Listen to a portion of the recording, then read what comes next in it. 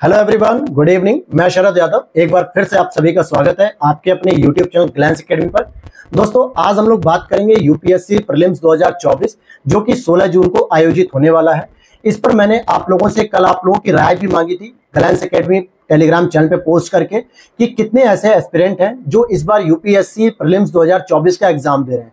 बहुत सारे एस्पिरेंट ऐसे थे जो पीसीएस की तैयारी कर रहे थे हमारे साथ, लेकिन 17 मार्च को एग्जाम पोस्टपोन होने की वजह से और अभी कोई डेट क्लियर नहीं है, इसलिए बहुत सारे एस्पिरेंट ने यूपीएससी की तैयारी शुरू कर दी और कुछ ऐसे एस्पिरेंट थे जो शुरू से यूपीएससी की तैयारी में लगे हुए हैं। तो दोनों के लिए मैं यहाँ पर कुछ छोटी सी टिप्स लेकर आया हूँ जिससे आपके 15 से 20 मार्क्स इंक्रीज हो जाएंगे। और सबसे अच्छी बात कि जो लास्ट में पेपर के 15 से 18 दिन बचते हैं ना, वो सबसे इंपॉर्टेंट हो जाते हैं, क्रूशियल हो जाते हैं। इसलिए नहीं कि वो सब कुछ आप पढ़ जाओगे, इसलिए कि इन लास्ट के 15-20 दिनों में आपको कुछ ऐसे टॉपिक जरूर पढ़ लेने चाहिए। अगर पढ़े हैं तो रिवीजन करो, नहीं पढ़े तो अभी भी पढ़ लो। मौका है कि जहां से 15-20 नंबर के प्रश्न सीधे सीधे आपके इंक्रीज हो जाएंगे। मतलब आपके 10-12 प्रश्न सही होने का मतलब 15 से 20 नंबर सीधे सीधे सही हो जाएंगे। तो इसी पे आज मैं चर्चा करूंगा छोटी सी, ताकि आपका प्रीलिम्स क्वालिफाई होने में कुछ मार्क्स और इंक्रीज हो जाए इन छोटी सी टिप्स को फॉलो करके। मैं इसी पे बात करूंगा। सबसे पहले करंट अफेयर्स की बात करूंगा, क्योंकि अगर आप लोग करंट अफेयर्स नहीं पढ़ के जा रहे हो यूपीएससी में तो अपने आप को मैं कहूंगा पेपर देने ही मत जाना। क्योंकि पिछले 4 साल का ट्रेंड देख लो, करंट अफेयर्स के हर एक प्रश्न में एक ना एक स्टेटमेंट रहते हैं या फिर करंट अफेयर्स के डायरेक्ट प्रश्न भी बनते हैं। यूपीएससी का पिछले 4-5 साल से जो ट्रेंड है ना, वो लगातार एडवांस लेवल पर होता जा रहा है, क्योंकि इतने कंपटीशन हो रहे हैं कि जिसकी वजह से यूपीएससी को थोड़ा सा पेपर का लेवल हाई करना पड़ रहा है। और अगर आप उस हाई लेवल को फॉलो नहीं कर रहे हो, उस कॉम्पिटिटिव पैटर्न को फॉलो नहीं कर रहे हो ना, तो आप मार्क मतलब कहने का है कि आप पहले ही मेरिट से बाहर हो। अगर आप करंट अफेयर्स पढ़ रहे हो तो पहले खुद से ये पूछो कि कौन सी करंट अफेयर्स आपने पढ़ी है, क्या वो यूपीएससी के लेवल की है भी या नहीं है। अगर नहीं है तो अभी भी मौका है उसे सही कर लो, और अगर पढ़ रहे हो तो अच्छी बात है, उसका रिवीजन करो। अब जैसे करंट अफेयर्स मार्केट में इस तरीके से ओनली आईएएस हो गई, या फिर आपकी अनअकैडमी की है, स्टडी आईक्यू की है, दृष्टि आईएएस हो गई, इनसाइट हो गई, और विजन आईएएस हो गई, संस्कृति आईएएस हो गई। बहुत सारी ऐसी स्टैंडर्ड मैगजीन है, लेकिन उनमें भी सबसे स्टैंडर्ड मैगजीन मैं जो पर्सनली फॉलो करता हूं वो है विजन आईएएस की। और उम्मीद करता हूं आप में से भी 90% एस्पिरेंट विजन आईएएस की फॉलो जरूर करते होंगे यूपीएससी के लिए। तो अगर आप लोग वो मैगजीन पढ़ रहे हो तो कम से कम 8 से 9 महीने का आपको करंट अफेयर्स पता होना चाहिए। 16 जून को पेपर है, 26 मई को पहले डेट थी, पेपर ऑलरेडी सेट हो चुका है। इट मींस कि आपको मार्च अप्रैल तक की करंट अफेयर्स प्रॉपर अच्छे से पता होनी चाहिए। लास्ट 8 मंथ का करंट अफेयर्स अच्छे से पता होना चाहिए। अगर आप लोगों ने पढ़ा है तो पीटी 365 जो आई थी अप्रैल से लेकर दिसंबर तक की, और फिर जनवरी से मार्च तक का अपडेटेड, इनमें से सबसे अधिक 8 महीने की लेटेस्ट चीजों को जरूर पढ़ना है। और आपने अगर सारे मैगजीन्स को पढ़ा है, पीटी 365 को या विजन आईएएस की कोई भी मंथली मैगजीन भी अगर फॉलो की है, तो कोशिश करना कि 3 मैगजीन बिल्कुल भी स्किप मत करना। अगर पढ़ ली है तो उसे बार बार रिवीजन करो, और अभी भी आपके पास 15 से 18 दिन है कि आप अगर उनका रोज रिवीजन करोगे ना कुछ टॉपिक आपके और इंप्रूव होंगे, और कॉन्सेप्ट की क्लैरिटी आएगी, क्वालिटी अच्छी होगी। तो कहीं ना कहीं आपके 2 नंबर 3 नंबर करके धीरे धीरे हम हर एक चीज में बढ़ाएंगे तो 15 से 20 नंबर इंक्रीज होंगे। जैसे सबसे इंपॉर्टेंट है इकोनॉमी। पिछले 4 साल का इकोनॉमी देखो, स्टैटिक पोर्शन उसने पूछना लगभग कम कर दिया है। आप आरबीआई पढ़ के जाते हो, आप इन्फ्लेशन पढ़ के जाते हो, आप बैलेंस ऑफ पेमेंट पढ़ के जाते हो, आप नेशनल इनकम पढ़ के जाते हो, आप एक्सटर्नल ट्रेड पढ़ के जाते हो, आप शेयर मार्केट पढ़ के जाते हो, टैक्स पढ़ के जाते हो। पेपर में क्या आता है? बजट आता है, इकोनॉमिक सर्वे आता है, करंट अफेयर्स में चल रहे मुद्दे आते हैं, इंटरनेशनल कन्वेंशन आते हैं, बहुत सारे स्टैंडर्ड मानक आते हैं। ये सारे प्रश्न आते हैं जो कि आपके स्टैटिक पोर्शन में मिलते ही नहीं है जल्दी। अगर मिलते भी हैं तो कहीं ना कहीं करंट अफेयर्स के साथ इंक्लूड करके मिलाए जाते हैं। तो इस पे ध्यान दो कि इकोनॉमिक्स को बिल्कुल आपको अच्छे से तैयार करके जाना है। क्या करना है इकोनॉमिक्स के लिए कि करंट अफेयर्स की मैगजीन को अच्छे से 2 बार 3 बार पढ़ के जाओ। इतना समय है कि अगर आपने पढ़ रखा होगा तो उसे रिवीजन करने में ज्यादा समय नहीं लगना चाहिए। और अगर अभी लगता है कि पैनिक स्थिति कि सर अब नहीं हो पा रहा है, हमारे पास टाइम नहीं है, तो मैंने ग्लैंस एकेडमी प्लेटफॉर्म पे पीटी 365 को अपडेटेड जनवरी वाली भी, और साथ ही साथ पीटी 365 जो अप्रैल से दिसंबर है उसकी इकोनॉमिक्स की पूरी क्लास करा दी है। आप उसे फॉलो कर लो। ज्यादा से ज्यादा 5 से 6 क्लासेस होंगी, और आप उसे फॉलो कर लोगे तो आपकी इकोनॉमिक्स के जितने भी प्रश्न आने वाले ना, मैक्सिमम आपके सही हो जाएंगे। सभी नहीं कहूंगा, लेकिन मैक्सिमम सही हो जाएंगे। तो यहां से जो 2-4 नंबर आपके गड़बड़ होने वाले थे, गलत होने वाले थे, वो सही हो जाएंगे। दूसरा करंट अफेयर्स में आता है एनवायरमेंट। बहुत बड़ा रोल प्ले कर रहा है एनवायरमेंट। लोगों को लगता है कि एनवायरमेंट हम किसी कोचिंग की बुक से पढ़ ले, या किसी नोट से पढ़ ले, किसी स्टैंडर्ड बुक से। या बहुत सारे एस्पिरेंट क्या करते हैं, ज्योग्राफी की जो एनसीईआरटी पढ़ते हैं और साइंस की, उसमें थोड़े थोड़े 1-2 चैप्टर दिए होते हैं एनवायरमेंट के। लेकिन अब यूपीएससी वहां तक सीमित नहीं है, यूपीएससी उससे आगे निकल गया दोस्तों। अब उस चीज को टैकल करने के लिए आपको करंट अफेयर्स पढ़ना ही पड़ेगा। क्या होती है साइट्स, आईयूसीएन क्या है, वन्यजीव अभ्यारण्य क्या है, पर्यावरण संरक्षण क्या है, मॉनिटरी प्रोटोकॉल क्या है, सीबीडी क्या है, क्लाइमेट चेंज क्या है, यूएनएफसीसीसी क्या है, ये सब जब प्रश्न आते हैं ना, तो ये सब आपको कहीं भी किसी किताब में जल्दी नहीं मिलते हैं, ये करंट अफेयर से प्रश्न होते हैं। तो ऐसे प्रश्न को सॉल्व करने के लिए आपको दूसरे नंबर पे एनवायरनमेंट की करंट अफेयर सेम पढ़नी चाहिए। पीटी 365 को जरूर पढ़ के जाओ। अगर नहीं पढ़ा है तो प्लेटफॉर्म पे जाके आप उसकी क्लासेस देख सकते हो, 3 क्लास ऑलरेडी आ चुकी हैं और कल उसकी आखिरी क्लास आ जाएगी, वहां से आप एनवायरनमेंट पूरा कंप्लीट कर लोगे। क्लियर हो गई बात। तीसरा आपका करंट अफेयर्स का सबसे इंपॉर्टेंट रोल हो रहा है साइंस एंड टेक्नोलॉजी का। हालांकि साइंस में अभी भी कुछ बेसिक साइंस के प्रश्न आते हैं, बायोलॉजी के, केमिस्ट्री के, फिजिक्स के, टेक्नोलॉजी के, जो आप किसी ना किसी नोट से पढ़ रहे होते हो या फिर किसी कोचिंग की बुक से पढ़ रहे होते हो या किसी कोचिंग की क्लासेस से आपने पढ़ा होगा।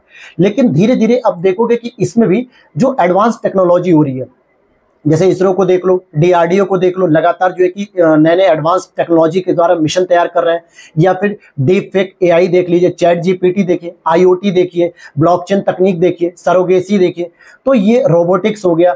तो ये अलग अलग जो टेक्नोलॉजी अब इन्वेंट हो रही है, इसमें जो नया नया काम हो रहा है, नई नई जो रिसर्च हो रही है, ये आपको पता होने चाहिए। और इसीलिए मैं कहूंगा कि आप लास्ट टाइम में भी 15 से 18 दिन में अगर आप ये 3 करंट अफेयर्स मेजर आप देख के जा रहे हो, तो ये मान के चलो आपका 40% जो करंट अफेयर्स का सिनेरियो रहेगा वो यहां से जरूर कंप्लीट होगा। अगर नहीं भी होगा ना, तो कम से कम आपको एक कॉन्फिडेंस रहेगा, और कॉन्फिडेंस में कॉमन सेंस लगाओगे कि हाँ ये टॉपिक मैंने पढ़ा था, इससे रिलेटेड ये स्टेटमेंट नहीं पढ़ा था या ये नहीं हो सकता, तो एलिमिनेटिंग मेथड के माध्यम से भी आप कर पाओगे। क्योंकि अब जो यूपीएससी पेपर पूछ रहा है ना, वो स्टैंडर्ड बढ़ा दिया उसने, केवल 1, केवल 2, केवल 3, केवल 4, चारों सही है, कौन से सही है ये पता ही नहीं है। तो जब किसी प्रश्न के बारे में चारों स्टेटमेंट पता होंगे ना, कौन सा गलत है कौन सा सही, तब जाके आप कर पाओगे। पहले तो था 2023 से पहले एलिमिनेटिंग मेथड था कि आपको 2 स्टेटमेंट पता है, 2 को आप नहीं जानते तो भी आप एलिमिनेट कर लोगे। लेकिन अब ऐसा नहीं है, अब मैक्सिमम क्वेश्चन उसी पे आ रहे हैं, तो ये लेवल अपना बढ़ा रहा है, स्टैंडर्ड बढ़ा रहा है। ठीक है, तो एक तो हो गया करंट अफेयर्स, जो आपको अभी भी समय है। मैगजीन अगर खुद पढ़ रहे हो तो उसको रिवाइज कर रहे होगे तो बार बार रिवाइज करो, कोशिश करो कि उसे 3 बार अभी और रिवाइज कर लो, केवल ये 3 मैगजीन जरूर। बाकी अगर आपके पास समय तो आप पढ़ सकते हो। हालांकि मैंने अपने प्लेटफॉर्म पे आपके पॉलिटी भी करा रखी है और सारे जो है कि करंट अफेयर्स है वो करा रखे हैं, तो आप उन्हें फॉलो कर सकते हो। नहीं तो अगर टाइम कम है तो कम से कम ये 3 जो है कि करंट अफेयर जरूर करो, इकोनॉमिक्स, दूसरा एनवायरमेंट, तीसरा आपका साइंस। ठीक है, एक तो ये चीज हो गया। दूसरा अगर मैं कहूँ टेस्ट सीरीज, सबसे इंपॉर्टेंट है टेस्ट सीरीज। अभी किसी ने शिव करके कोई कैंडिडेट है हमारे ग्लैंस एकेडमी प्लेटफॉर्म पे जुड़े हुए हैं टेलीग्राम पे, इन्होंने लिखा कि क्या सर अब टेस्ट सीरीज और करनी चाहिए या नहीं करनी चाहिए। तो ऐसे बहुत सारे बच्चों के पहले भी क्वेरीज आ चुके हैं, लगभग 10-12 दिन पहले ही, क्योंकि टेस्ट सीरीज हमें कितनी करके जानी है। आपने जितनी भी की हो, मैं नहीं जानता आपने 10 की, 20 की, 25 की, 30 की, 50 की, 100 की, जितनी भी की हो, लेकिन मैं यही कहूंगा कि अब जो है कि कोई भी नया टेस्ट पेपर मत करिए। कोशिश करिए कि जो भी सब्जेक्ट वाइज टेस्ट पेपर हो ना, उसको पहले प्रीफर करिए, फुल टेस्ट को प्रीफर मत करिए। अब आपको अपने टेस्ट सीरीज के माध्यम से जो एक्सप्लेनेशन दिया होता है वहां से आपको क्या करना है, रिवीजन करना है। और रिवीजन करने के 2 तरीके हैं, या तो आप पूरे के पूरे 100 क्वेश्चन कर लो और उनकी व्याख्या पढ़ लो। अगर आपको लगता है सर इसमें 100 क्वेश्चन को करना और व्याख्या पढ़ने में लगभग जो है कि 2.5, 3, 4 घंटे लग जा रहे हैं, तो इसके लिए आप ऐसा कर सकते हो कि डेली कम से कम एक सब्जेक्ट उठाओ और 50 क्वेश्चन उसके करते जाओ। जैसे मान लो आपने पॉलिटी उठाया तो आज 50 क्वेश्चन करो विद एक्सप्लेनेशन, और अगले दिन 50 क्वेश्चन कर लो। ऐसे करके 2 दिन में अगर आप कंप्लीट कर रहे हो ना, तो अगले 16 दिन में आप 8 टेस्ट पेपर, 9 टेस्ट पेपर करके जाओगे। इसीलिए मैंने पहले सब्जेक्ट बोला कि अगर आप एक सब्जेक्ट के 100 क्वेश्चन करके जा रहे हो तो आपको 100 टॉपिक तैयार हो गए, उसकी व्याख्या पढ़ोगे तो 100 टॉपिक तैयार हो गए। तो अब सोचिए 8 सब्जेक्ट के टेस्ट करके जाओगे, जैसे ज्योग्राफी करो, एनवायरनमेंट करो, इकोनॉमिक्स करो, साइंस करो, हिस्ट्री करो, पॉलिटी करो। ये जो टॉपिक आप करके जाओगे तो इनमें आपको कॉन्फिडेंस आएगा। अगर आपने टेस्ट पेपर किया है तो, और नहीं किया है तो मैं कह नहीं सकता कि फिर आपका क्या होगा, क्योंकि टेस्ट पेपर करना इज द मोस्ट इंपॉर्टेंट। और अगर नहीं किया है तो आप हमारे प्लेटफॉर्म पे जाओ, जो भी मैंने 10-12 टेस्ट पेपर कराए हैं, जिसमें 7-8 सब्जेक्ट वाइज हैं और 2-4 या 5-6 पेपर फुल टेस्ट है, उन्हीं का रिवीजन कर लो। कम से कम डेली भी अगर देखोगे तो कुछ क्वेश्चन आपको रिवाइज होंगे, कुछ टॉपिक आपको रिवाइज होंगे, कुछ नई व्याख्या आएंगी। तो test paper is the most important, वो भी आपको करना है। कैसे करना है, क्योंकि देखो अब आपका लास्ट में जो भी 15-18 दिन बच रहा है ना, आपको पूरा उसी पे फोकस करना, अपनी तैयारी पे। यूपी पीसीएस हो नहीं रहा है, आरओ हो नहीं रहा है, बीपीएससी अभी होगा नहीं, सितंबर में है, तो पूरा फोकस आप अपना कर सकते हो यूपीएससी में, कोई और स्टडी करो मत। तो इसलिए पूरी तरीके से आपको अपनी ताकत लगानी है। अगर आप डेली करंट अफेयर्स रिवीजन में 2.5 से 3 घंटे दे रहे हो तो 2 घंटे कम से कम आप डेली 50 एमसीक्यूज के साथ दीजिए, ताकि आप व्याख्या भी पढ़िए और एमसीक्यूज भी करिए। इससे क्या होगा, आपका जो जनरल स्टडीज का पोर्शन है वो आपका रिवाइज हो पाएगा सब्जेक्ट के साथ साथ।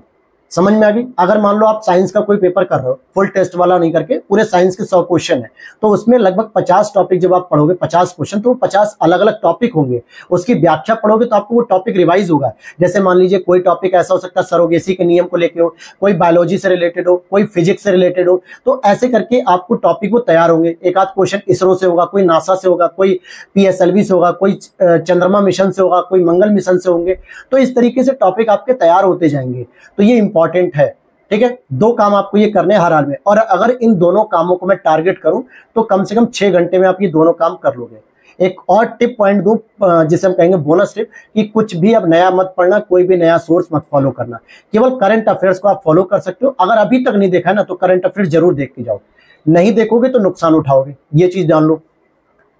तीसरा, सीसैट के बारे में बात करें कि सीसैट बहुत सारे एस्पिरेंट ने तैयारी की होगी, किसी ने पैसेज पे फोकस किया होगा, किसी ने रीजनिंग पे फोकस किया होगा, किसी ने मैथ पे।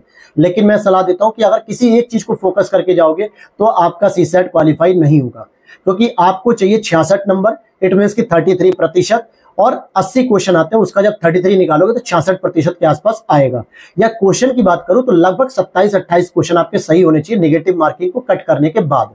इतना क्वेश्चन तभी हो सकता है जब आप पैराग्राफ के साथ या तो मैथ रीजनिंग को लो या फिर रीजनिंग मैथ के साथ पैराग्राफ ले लो। बात एक ही है, क्योंकि पहले पैराग्राफ्स के क्वेश्चन लगभग 40-45 आते थे और आप उसमें सही कर जाते थे। अब क्या है, अब केवल 27-28 से बहुत जाएगा तो 30 प्रश्न आएंगे, और 30 में से आप 27 क्वेश्चन केवल पैराग्राफ के सही कर लो। ये यूपीएससी को चैलेंज करना हो गया, और ऐसा इम्पॉसिबल है। मैं कह रहा हूं ऐसा इम्पॉसिबल है, गलत होगा ही होगा। तो इसीलिए आपको रीजनिंग को पैराग्राफ के साथ रखना चाहिए, जिनकी मैथ कमजोर है। अभी भी कर सकते हैं रीजनिंग के लिए और पैराग्राफ के लिए।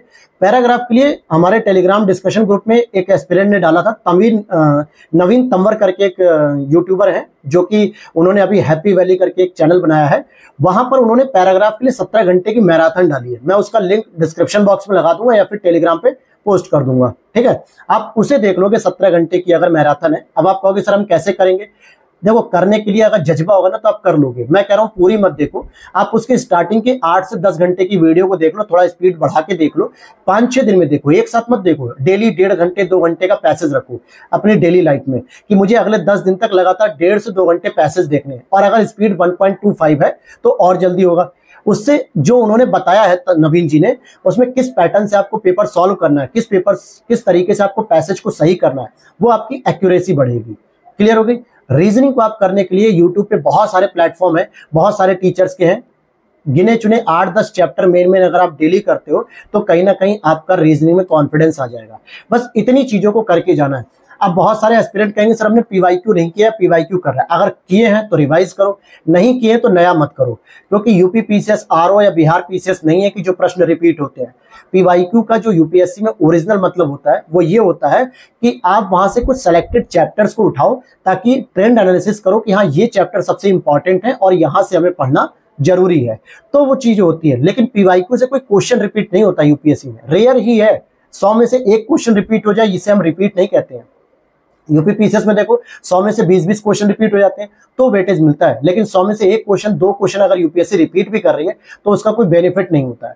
इसीलिए अब अगर पीवाईक्यू आपने नहीं किया है तो करने की जरूरत भी नहीं है, केवल 3 चीजें कर लो। सीसेट के लिए मैंने पैसेज बताया, रीजनिंग बताई, जिसकी मैथ कमजोर है, और जिसकी मैथ स्ट्रांग है नो डाउट मैथ और रीजनिंग को भी करके सीसेट क्वालिफाई करने की स्टेजेस में आ सकता है। लेकिन करंट अफेयर्स और पेपर जो आपने किए इनको बस अगर कर लोगे लास्ट के 15 दिन, क्योंकि इसी को करने में आपके करीब 7 से 8 घंटे चले जाएंगे, और इतना जाने के बाद आपकी बॉडी खुद ही एग्जॉस्ट हो जाएगी। आपको लगेगा कि अब मैं क्या पढूं क्योंकि थक गया हूं, ये सारी चीजें होंगी। लो फील करोगे, आपके कॉम्पिटिटर से आप बात कर रहोगे लाइब्रेरी में बैठ के या कहीं तैयारी कर रहोगे, उसको अगर 2 क्वेश्चन ज्यादा आ रहे होंगे ना तो आपका कॉन्फिडेंस ऑटोमेटिक डाउन होगा। तो ऐसे लोगों से दूर रहिए और अपनी तैयारी पे फोकस करिए और अपने पे भरोसा करिए। 15-18 दिन लास्ट के बहुत क्रूशियल टाइम होते हैं। सबसे अधिक दिक्कत आती है कि उसमें भटकाव बहुत होता है कि सर हम क्या पढ़ें, हम तो भटक रहे हैं, हमको पता ही नहीं चल रहा कि हम क्या पढ़ें, अब रिवीजन कैसे करें। तो ये 3 चीजों का रिवीजन जरूर करो। पैसेज करके जाओ, रीजनिंग के साथ सीसेट हो जाएगा। इसके साथ आपको करंट अफेयर्स पढ़ के जानी, विजन आईएएस की, और अगर नहीं की है, नहीं पढ़ी है, तो मेरे प्लेटफॉर्म पे जाके आप प्लेलिस्ट को फॉलो कर सकते हो। तीसरा, अगर आप टेस्ट सीरीज करते हो तो कम से कम डेली 50 क्वेश्चन विद एक्सप्लेनेशन को व्याख्या करके जाओ। इट मीन्स की रिवीजन करते जाओ, इससे ज्यादा आपको और कुछ करने की आवश्यकता नहीं है। ठीक है। और अगर हम बात करें, हाँ, और एक चीज इंपॉर्टेंट है कि अगर आप लोगों ने इकोनॉमिक सर्वे और इकोनॉमिक बजट अगर देखा हो, जैसे 2023-24 का, और अभी जो 24 में इंटरिम बजट आया था, कहीं ना कहीं से देखा होगा, क्लास की होगी अगर सीरियस एस्पिरेंट है तो, और नहीं देखा है तो यूट्यूब पे बहुत सारे प्लेटफॉर्म है, कहीं पे भी डालो कि इंटरिम बजट और इकोनॉमिक सर्वे और 2023-24 का बजट, 2-2 घंटे की क्लास कहीं ना कहीं पड़ी होगी यूट्यूब पे, स्टैंडर्ड प्लेटफॉर्म पे, आप उन्हें देख लो, आपका इकोनॉमिक्स का प्रश्न काफी कुछ वहीं से सही हो जाएगा। तो ये 3-4 चीजें आपको करनी है, बाकी इससे ज्यादा कुछ मत करो, नया टॉपिक बिल्कुल मत करो। आपके अपने नोट्स अब रिवीजन होने की स्थिति में शायद नहीं होंगे, आप 1 नोट्स पढ़ोगे, 2 पढ़ोगे, हो सकता है 2 छूट जाए, तो उससे बेहतर है कि आप इन चीजों को पढ़ो जहां से आपके रेगुलर नंबर बढ़ सकते हैं, क्योंकि प्रैक्टिस करोगे, आप करंट अफेयर्स पढ़ोगे, पैसेज करोगे और इकोनॉमिक बजट देखोगे, तो कहीं ना कहीं आपके जो प्रश्न आने वाले हैं 50 to 60 प्रश्न आपके यहीं से आएंगे, और इनको अगर तैयार किए रहोगे, रिवीजन करते रहोगे, तो आपके मार्क्स बढ़ने के चांसेस हो जाएंगे। ठीक है, तो मिलते हैं नेक्स्ट वीडियो में। Thanks for watching. जय हिंद।